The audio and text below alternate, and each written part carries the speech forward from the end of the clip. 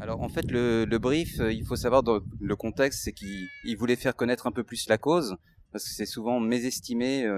Il y a plus de 2,5 millions de personnes qui sont illettrées en France. On a tendance à croire que ce sont des gens qui n'ont jamais appris ou qu'il s'agit d'immigrés, qui avaient des problèmes avec la langue française. Or pas du tout, ce sont des gens qui ont été scolarisés.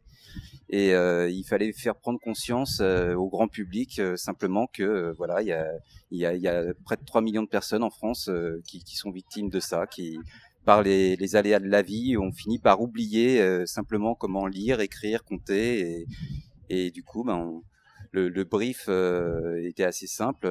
C'était ça, tout bêtement, et surtout éviter des écueils qui peuvent être soit éventuellement de dramatiser à outrance l'illettrisme, parce qu'il y a eu des créations par le passé où on disait, bah voilà, vous pouvez pas lire une notice de médicament, vous allez mourir, vous allez pas voir le panneau, attention, champ de mine, vous allez mourir.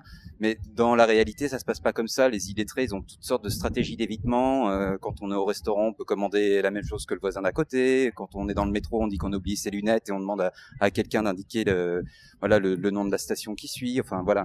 Donc, très rapidement, en fait, on avait plusieurs pistes, mais il y en a une qui s'est détachée très très vite, qui est celle qui a été primée hier soir, qui justement évitait l'écueil de la dramatisation à outrance, et qui avait un gros avantage, c'est qu'elle permettait de remettre tout le monde, même les gens qui savent lire et écrire, dans le même contexte. Et le détournement de publicité est apparu comme la meilleure solution, parce que c'est ce qui est le plus courant, placardé sur les murs comme ça. On a utilisé aussi une affiche de cinéma dans la même optique. Et voilà, tu veux rajouter quelque chose? Je crois que tu as tout dit, Jean-François. Non, la seule chose qu'il fallait ajouter, c'était que par rapport au brief, là, voilà, l'objectif, c'était aussi de faire de cette cause la grande cause nationale. Donc voilà, c'était un objectif qui a été atteint d'ailleurs par la suite. Donc on était très content pour les gens de la NLCI.